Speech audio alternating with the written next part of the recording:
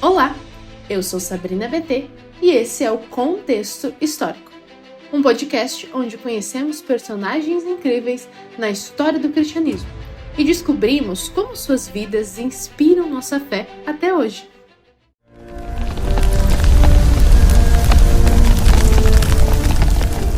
E aí pessoal, tudo certo? Hoje vamos contar uma nova história.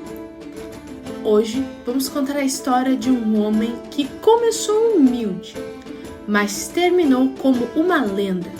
Estamos falando dele, John Huss, o ganso que ousou desafiar gigantes e acabou inspirando um movimento que sacudiu a história da igreja. Vamos começar então com um contexto histórico, é claro.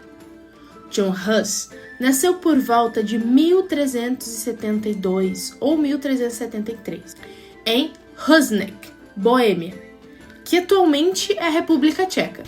O nome Huss deriva dessa sua cidade natal, Husinec, que significa ganso em tcheco. Ele veio de uma família humilde e teve uma infância marcada por dificuldades financeiras, mas desde cedo demonstrou interesse pelos estudos e pela vida religiosa. Na juventude, Huss foi enviado a Praga, um importante centro cultural e intelectual da época, para continuar sua educação. Ele ingressou na Universidade de Praga, uma das mais prestigiadas da Europa Central naquele período. Na universidade, Huss destacou-se em filosofia e teologia, completando seus estudos em bacharelado e mestrado.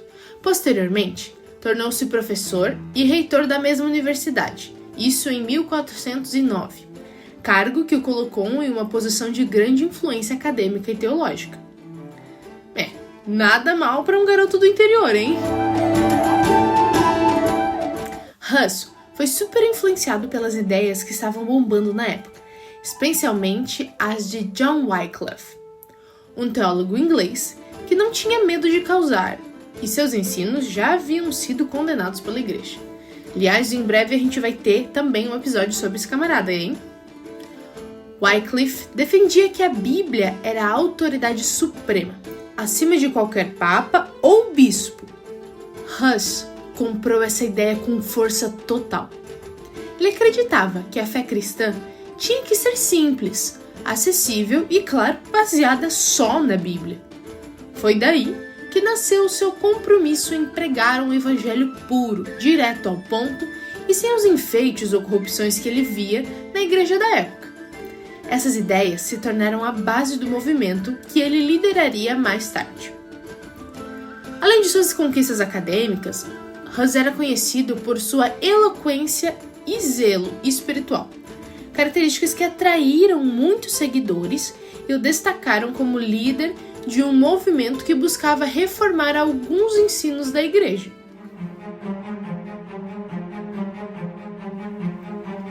E agora a história começa a esquentar. Huss condenou abertamente a venda de indulgências, a corrupção clerical e as autoridades excessivas do Papa, defendendo que as escrituras são a autoridade suprema para a fé cristã. E isso tudo muito antes de Martim Lutero, viu? Ele pregava na capela de Betel, em Praga, e atraía grande apoio popular. Mas, claro que essa sua postura reformista não agradou a igreja. Em 1411, Huss meteu o dedo na ferida mesmo, ao condenar publicamente a venda de indulgências, aquelas que o Papa João XXIII estava usando para financiar uma cruzada. Resultado, Huss foi excomungado. E para piorar, Praga entrou em interdito. O que era o interdito?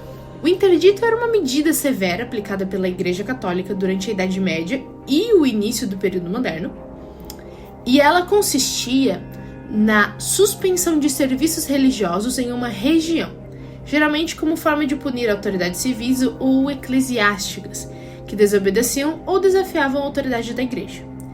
Isso incluía a interrupção de missas, sacramentos, tipo batismo, casamento, eucaristia, e até cerimônias fúnebres, privando toda a população local dos ritos espirituais.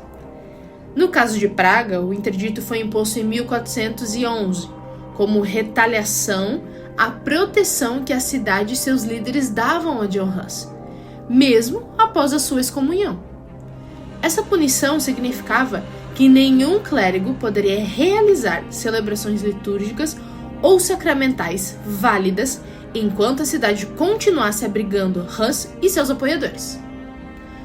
A suspensão causava grande pressão social e política, pois a vida cotidiana medieval estava profundamente ligada a essas práticas religiosas, e as pessoas temiam as implicações espirituais de viver sem os sacramentos.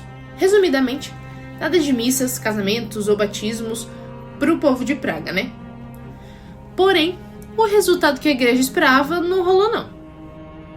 Isso tudo acabou reforçando ainda mais o apoio popular a Huss, que continuou a pregar mesmo sob essa medida. Devido à perseguição, Huss retirou-se para o campo, onde também não ficou quieto, continuou a escrever. Suas obras abordavam temas como a verdadeira natureza da igreja, a autoridade das escrituras e a necessidade de reforma moral e espiritual. Ele afirmava que apenas Cristo é a cabeça da igreja e que muitos líderes religiosos estavam desqualificados espiritualmente. Mas a treta não tinha acabado ainda. Em 1414, Huss é convocado ao Concílio de Constança para se defender das acusações de heresia. Apesar de receber um salvo-conduto do imperador Sigismundo, foi preso logo que chegou.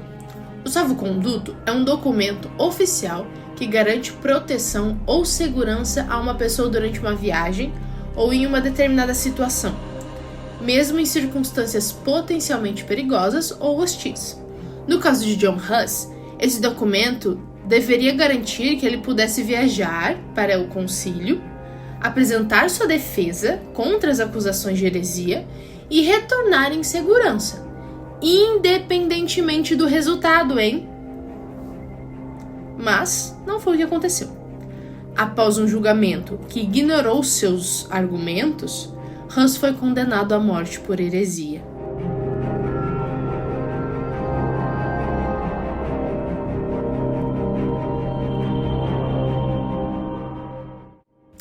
Em 6 de julho de 1415, foi queimado vivo. Suas últimas palavras declararam seu compromisso com a verdade e sua fé em Deus. E ainda há relatos que até o final de sua vida, enquanto ele estava sendo queimado, ele entoava hinos ao Senhor. E lembra daquele apelido, Ganso? Pois é. Alguns relatos também que dizem que durante o julgamento ou no cárcere, ou alguns dizem ainda que foi um escrito, emitiu uma frase que dizia mais ou menos assim: vocês podem assar o ganso, mas um cisne virá depois. E muitos interpretam isso como uma profecia sobre Martinho Lutero, que viria um século depois e usaria o cisne como símbolo. Coincidência? Eu acho que não, hein? Após sua morte, seus seguidores, conhecidos como hussitas, formaram um movimento que desafiou a Igreja Católica, culminando nas Guerras Hussitas, de 1419 a 1434. Sua insistência na pregação bíblica, no acesso dos leigos ao cálice e a uma igreja mais fiel ao evangelho influenciou profundamente os reformadores protestantes, como Martinho Lutero, que reconheceu Huss como precursor de suas ideias. John Huss deixou um legado duradouro como mártir da fé e reformador da igreja, inspirando mudanças que moldaram o cristianismo na Europa. Ah, e uma curiosidade legal, Huss era um músico talentoso, viu? E usava hinos para ensinar doutrinas. Ele escreveu canções em tcheco que falava de arrependimento, fé e a supremacia das escrituras. Esses hinos ajudaram a espalhar suas ideias entre o povo simples, que não tinham acesso a livros ou estudos formais.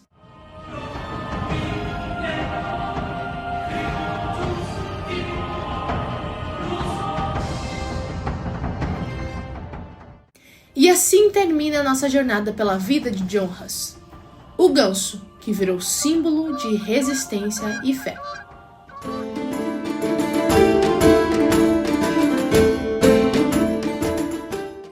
Se você gostou dessa história, compartilha com os amigos e deixa seu like. E muito obrigada por me ouvir até aqui. Um beijo e até a próxima!